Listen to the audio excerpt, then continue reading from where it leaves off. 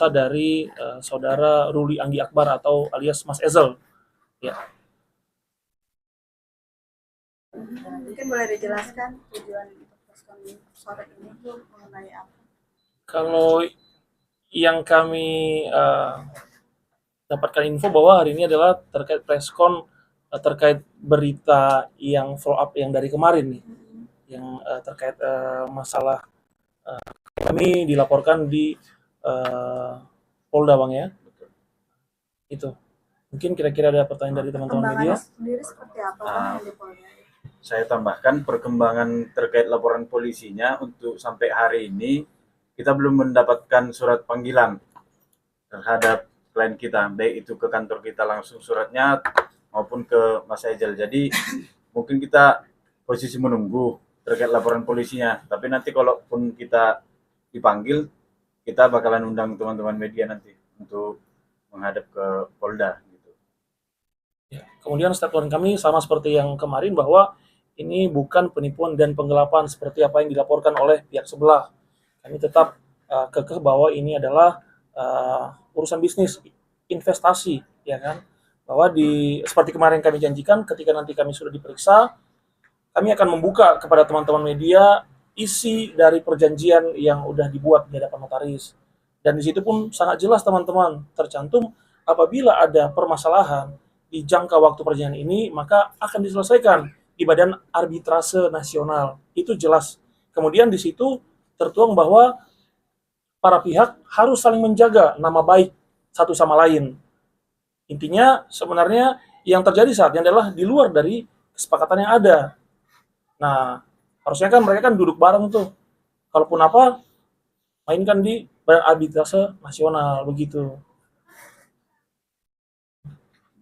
Untuk menambahkan juga ya, karena kita juga sudah menonton ya tanggapan dari yang kita duga pelapor bahwa menyatakan ada pengembalian untuk profit. Dari awal pada saat kita preskon yang pertama, closing statement kita juga sudah jelas bahwa memang ada kewajiban dari klien kita untuk profit, tetapi untuk investasi itu tidak bisa diserahkan, harus diserahkan setelah berakhirnya perjanjian sesuai dengan akta notaris, seperti itu. Ya. Intinya sampai detik ini kami tetap mengacu kepada perjanjian yang telah disepakati oleh kedua belah pihak pada tahun 2023. Di situ sangat jelas bahwa poinnya pun itu investasi, jelas. Kita tahu bersama bahwa investasi tersebut adalah kalau untung maka untung bersama, jika rugi ya tanggung bareng-bareng kan. Kalau hanya salah satu pihak yang menanggung kerugian, karena bukan investasi.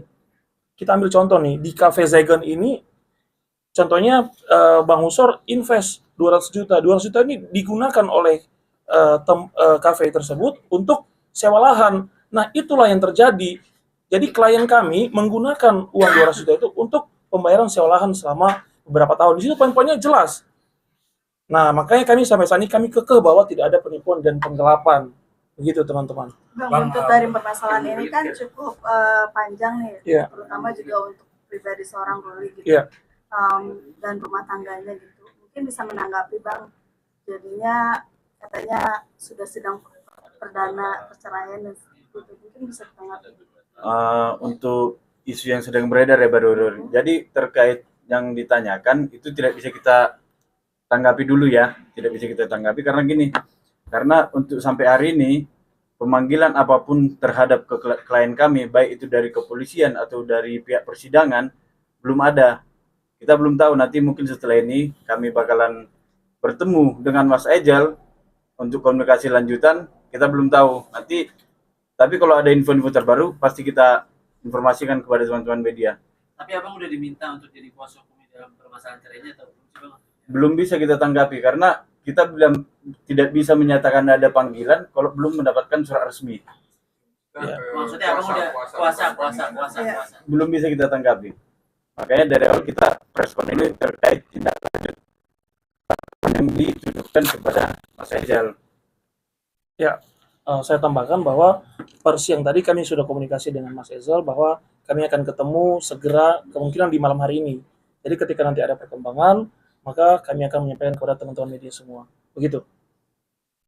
Tapi hubungan Ruli sama Boyen sendiri seperti apa sih, mungkin kurang lebih abang tahu nggak dengan adanya kasus ini?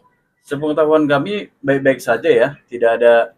Intinya informasi terakhir kami pada saat pertemuan dengan Mas Ejal itu rumah tangganya baik-baik saja menurut informasi Mas Ejal. Jadi makanya tadi kembali kami sampaikan terkait panggilan apapun belum bisa kita klarifikasi dan belum bisa kami konfirmasi seperti itu.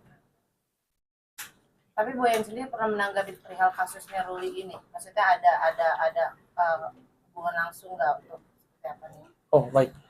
Terkait dengan komunikasi ke Mbak Boyen sendiri, kami belum pernah berkomunikasi secara langsung, dan kami juga belum pernah ketemu dengan beliau. Intinya pun seperti yang kami sampaikan tadi, ketika kami nanti dapat info, kami akan sampaikan ke teman-teman media. Begitu. Oke, ada lagi Tapi kira-kira? sejauh ini Boyan sendiri mengetahui nggak sih Bang permasalahan suaminya? Iya, menurut saya kalau kita lihat dari kaca media sosial, ya dia juga punya media sosial ya, pasti pun dia akan mengetahui lah. Apalagi kan kemarin kita sudah press conference kan di Jakarta Pusat kemarin. Bang, balik lagi dong terkait dengan impres itu kan berarti ada nilai kesepakatan Iya. misalnya berapa. Oke. Mungkin itu tanggal berapa sih, kan pasti pengembalian untung rugi itu pasti ada dong. Baik. Itu ada kesepakatan di situ nggak sih Bang? Baik, oke, saya menambahkan terkait itu, seingat saya di dalam perjanjian tersebut itu tertera itu 350 juta. Namun itu dibagi dua tahapan pemberiannya. Yang sudah diberikan dan yang sudah diterima oleh Ruli Anggi Akbar hanya senilai dengan 200 juta. Sisanya yang 150 juta lagi, pasti teman-teman bertanya nih, itu belum diserahkan. Akan diserahkan ketika adanya evaluasi. Apakah ini bisnisnya jalan atau tidak. Nah, itu kan belum ada nih evaluasi bersama. Jadi pun pihak sebelah pun melanggar hal tersebut. Iya kan, ujuk-ujuk langsung buat LP, ujuk-ujuk langsung main ke media ya. Nah, intinya saudara Ruli Anggi Akbar atau klien kami hanya menerima 200 juta. Di situ semua jelas. Kenapa kami belum bisa membuka kepada teman-teman media bahwa ini kan belum ada nih pemeriksaan dari pihak kami. Saat ini pun ya, kami masih menunggu kami kapan dijadwalkan untuk pemeriksaan. Dan kami pastikan bahwa klien kami, RAA, akan kooperatif untuk menjalani pemeriksaan ini. Karena kan ini kan terang benderang, tidak ada penipuan dan penggelapan. Begitu, Bang. Itu tergantung untung rugi saham itu naik misalnya, berarti naik nih, kalau dibagi berarti segitu Bang. Di situ semua jelas nih, bagaimana skemanya dan lain. Intinya nanti kalau pemeriksaan udah ada atau ketika kami pun datang ke kantor polisi nih, kami akan buka kepada teman-teman. Ngapain sih kita tutupin? Ya kan? Atau enggak sama pihak sebelah, teman-teman juga tanyakan. Ayo dong buka. Apa nih dasar kalian mengatakan penipuan dan penggelapan? Sependek pengetahuan saya, kalau penggelapan itu uang diberikan kepada kita, kemudian kita tidak mengalokasikan kepada semestinya. Tapi kalau kita sudah dikasih uang 200 juta, kemudian kita lakukan seperti yang apa diperjanjikan, itu tidak ada penggelapan. Ya kan? Kan jelas penggunaannya untuk apa. Begitu, rekan-rekan media. Oke. Oke. Terima kasih Bang. Ya, terima kasih. Makasih ya.